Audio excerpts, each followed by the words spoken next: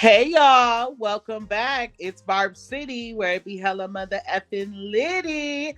Let's go on ahead and get into it. Before we do, as always, remember when in doubt, you better pull your mother effing blunt out.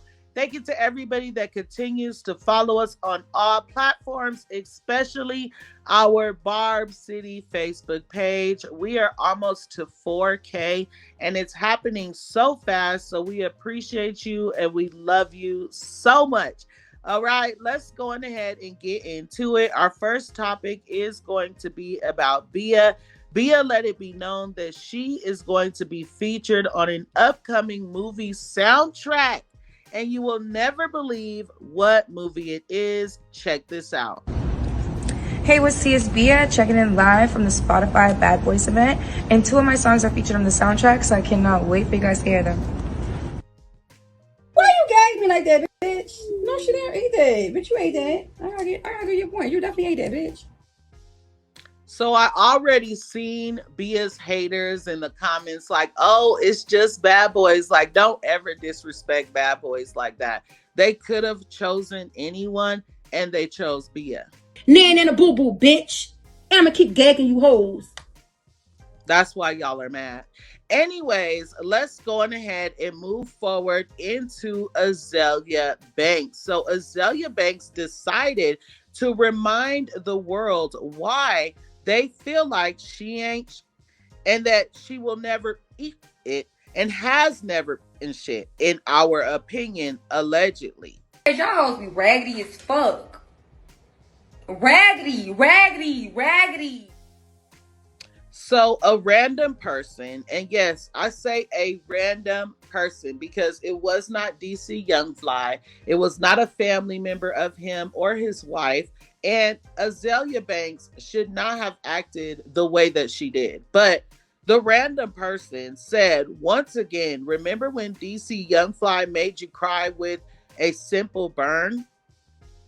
Azealia responded and said, remember when his wildin' out check wouldn't cover plastic surgery for the mother of his children, nor would it cover a babysitter, so she got some sketchy mommy makeover for 5K, then I'd on my birthday with her children in the room less than 10 miles from where I live. And my first thought was, who was calling her and saying these things? And why the F were they talking like that? Are you stupid? Did you really just say that dumbass shit?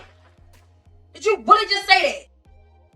Then I was thinking, so did you celebrate her passing or did you celebrate your birthday? Bitch! Fuck you! Anyways, the energy was weird and I did not find anything funny about it. But let's go on ahead and move forward. Our next topic is going to be about Lizzo. I'm from Colorado, so we definitely have to get into this.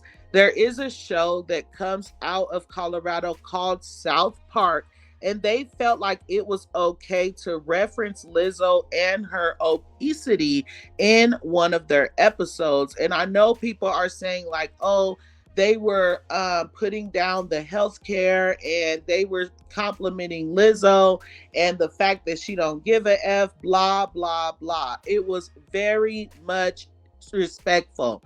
Just like they made all those other little cartoon characters, they could have made them a little person to talk about. They did not have to use Lizzo, in my opinion, but we're going to go on ahead and get into it. I can't play the South Park clip clearly because I'll get a strike, but Lizzo's response breaks everything down. So check this out. My worst fear has been actualized. I've been referenced in a South Park episode. I'm so scared. I'm gonna blind duet to it right now. Here are two screenshots that I got from her blind duet. And as y'all can see, not only did they say her name, they spelt her name as well. So it was respectful in my opinion. And I'm glad that she responded. And I'm glad that she responded the way that she did. And here is her second clip. I just feel like, damn, I'm really that bitch. I'm really that bitch. I really showed the world how to love yourself and not give a fuck, to the point where these men in Colorado know who the fuck I am and put it on their cartoon that's been around for 25 years. I'm really that bitch, and I'll show y'all how to not give a fuck, and I'm gonna keep on showing you how to not give a fuck. Oh, oh, oh, Lizzo, bitch. And before we go forward, even though I stand with Lizzo on this, I want to be clear. I have not forgotten about that loft. Clock it. Clock it. And why do I feel like it just disappeared?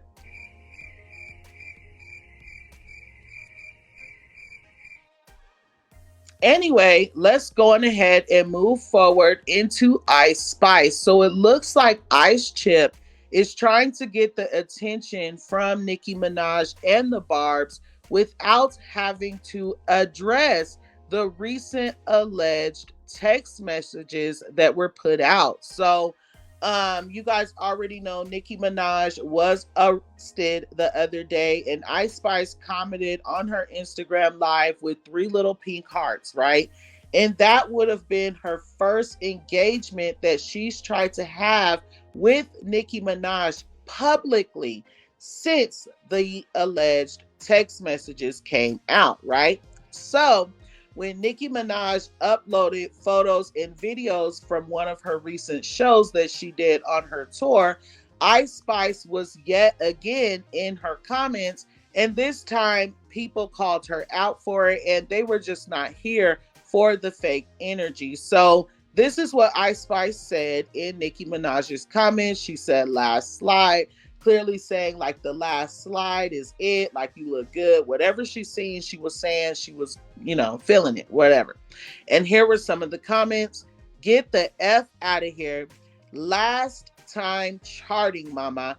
Now, this stuck out to me because we already know that Ice Spice only seen the charts with Nicki Minaj, okay? And the Barbs. As soon as the Barbs stopped supporting, her very next project flopped, and it flopped very hard. It did not even make it to the bubbling under. So I think she's starting to see, like, I need the Barbs in my corner. And the thing with that is you need to clear your name. And we'll get to that in a second. Another person said, you ain't fooling nobody. LMAO, ho, the things that you have lied about. And sis, you need to be clearing your name or something. And the reason why this is important is because those text messages did not make Nicki look good. So if they were fake, you needed to address that and say those text messages were not real. And if they were real, you needed to apologize to Nicki Minaj publicly and not behind the scenes, because it came to the public eye. But in my opinion, I feel like Ice Spice is not trying to do either. And she's basically just trying to make it seem like, oh, I still love Nicki Minaj, so she could still get the support from the Barbs. But it is just not going to happen, in my opinion. The Barbs are standing on business, and we said what the F we mother effing said. Okay? Now, with that being said, let's go ahead and add some razzle dazzle to our mother effing video and get into none other than Nicki Minaj herself. So Nicki had to clear a dud over on X because they had something to say about her second American leg.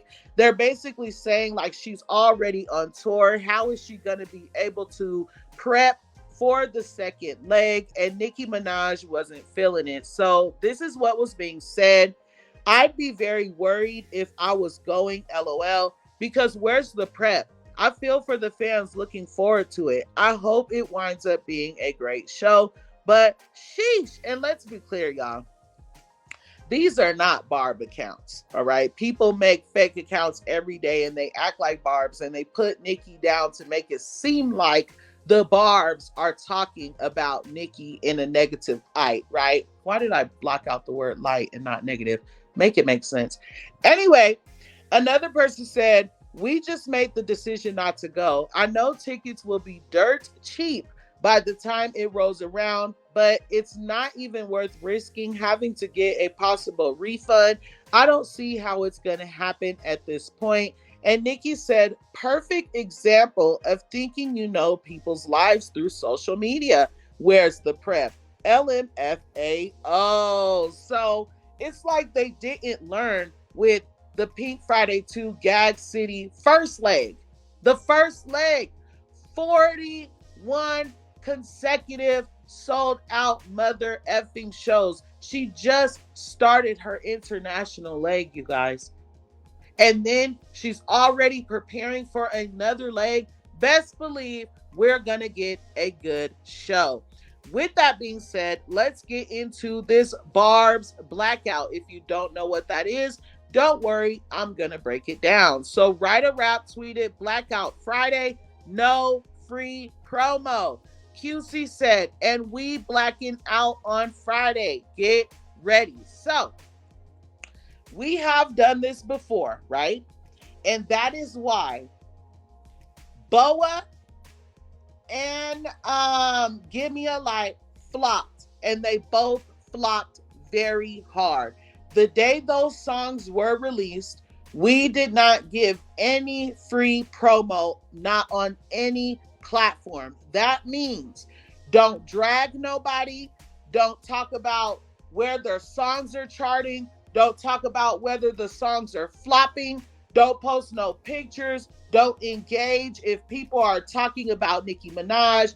It means Barb's Blackout. You do not engage with the duds. We have already seen as a collective how powerful a Barb's Blackout is. So make sure that you are participating, because I would really hate to have to block you, all right? This is not a problem for Barb City because I never post the duds unless I'm over here reporting on YouTube. You will never see me posting a dud on any of my platforms, period. Also, another person said, attention Barbs, we are going on another blackout on Friday. We don't engage. We don't drag. We don't post nothing on a timeline but Nicki Minaj. Only Nicki content. Hashtag Barb's Blackout. Spread the word. So that's what I'm doing. I am spreading the mother effing word. So on Friday, and most likely even Saturday, in my opinion, we should only post about Nicki Minaj on all of our platforms, okay? With that being said, let's go on ahead and move forward into some of Nicki Minaj's stats, and then we will go on ahead and get up out of here. So, Nicki Minaj's first show in 5 years in Scotland is officially sold out. This is her 41st consecutive sold out show. And Touring Data tweeted Nicki Minaj's Pink Friday 2 aiming for 120 through 130 million from 900,000 tickets in 70 shows. It could challenge Travis Scott's Circus Maximus for the second highest grossing tour by a rapper in history. So again, it did not say female rapper, it said rapper in history. I'm gonna read that one more time because I know some of y'all be slow, including myself. So it says, Nicki Minaj's Pink Friday 2 aiming for 120 through 130 million from 900,000 tickets in 70 shows. It could challenge Travis Scott's Circus Maximus for the second highest grossing tour by a rapper in history. And this is not including her second American leg, chat. Nicki Minaj's Pink Friday 2 World Tour was the top grossing tour by a rapper at the Billboard Monthly Boss Score for April. $29.2 million with 15 shows. This makes the second consecutive month that Minaj achieved this. So again, we've seen them say rapper, not female rapper. Nicki Minaj's second North American leg of the Pink Friday 2 World Tour has now surpassed 378K pre-sale signups. General public sales starts Friday, May 31st at 9 a.m. So let me know if you guys will be going to Gag City again. Obviously, I will be. She's not coming to Denver this time, but I don't have a problem traveling to see her. Let me know what you guys feel about all of these topics. And until next time, I love you guys so much. Thanks.